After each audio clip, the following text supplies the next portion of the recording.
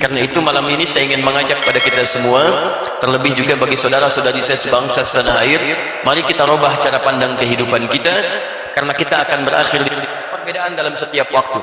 Pergantian tahun hanya mengantarkan pada capaian-capaian baru kita, apakah semakin baik dalam pandangan Allah atau tidak. Tahun ini lebih baik daripada tahun sebelumnya, esok lebih baik daripada tahun yang kemarinnya, dan seterusnya. Karena itu saya sarankan pada kita semua, mulai malam ini mari kita bertobat pada Allah Subhanahu wa taala. Ini di Jumat ini kita harus punya nilai-nilai dan fisik kebaikan beda dari sebelum-sebelumnya. Maka saya sarankan, kalau ada yang mengatakan tahun baru, saya sarankan tolong mulai tahun ini tinggalkan yang tidak bermanfaat. Bangsa kita butuh perubahan, bangsa kita butuh dorongan-dorongan semangat kebaikan. Saya juga mengajak bagi para stakeholder pemerintahan, para pemimpin, pejabat dan sebagainya, daripada membuang-buang uang pada acara-acara yang tidak penting, mari bantu negeri kita untuk berkembang lebih baik. Kita menyadari bahwa bangsa kita banyak kekurangannya, ada yang masih lapar, ada sekolah, ada fasilitas belum terbangun. Daripada digunakan pada hal-hal yang tidak penting, kenapa kita tidak arahkan dan bersinergi dengan masyarakat mendapatkan nilai kebaikan itu? Karena itu Pak, Ibu, mari kita dorong dengan doa, kemudian kita tunjukkan dari arus bawah untuk menampilkan kebaikan-kebaikan yang dengan itu insya Allah memberikan manfaat untuk semua.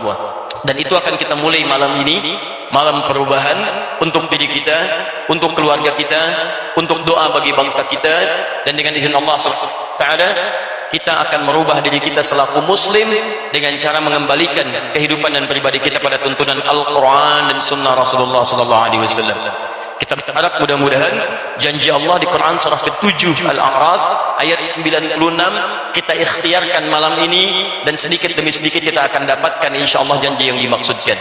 Allah berfirman, walau anna ahlal qura amanu wattaqau lafatahna alaihim barakatin minas samai wal ard.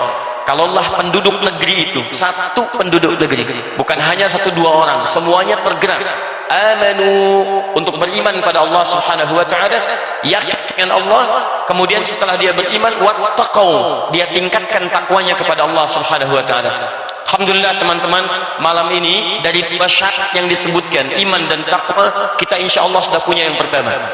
Amanu, kita beriman pada Allah Subhanahu wa taala. Kita tinggal buktikan yang kedua, wattaqau, dan mereka tingkatkan takwa kepada Allah Subhanahu wa taala. Perhatikan janji Allah dalam Al-Quran, la fatahna alaihim barakatin minas samai wal ard. La fatahna, Allah bisa katakan kalimat fatahna tapi menggunakan lam yang pernah kita bahas di pertemuan lalu, taukid yang meyakinkan supaya kita enggak ragu.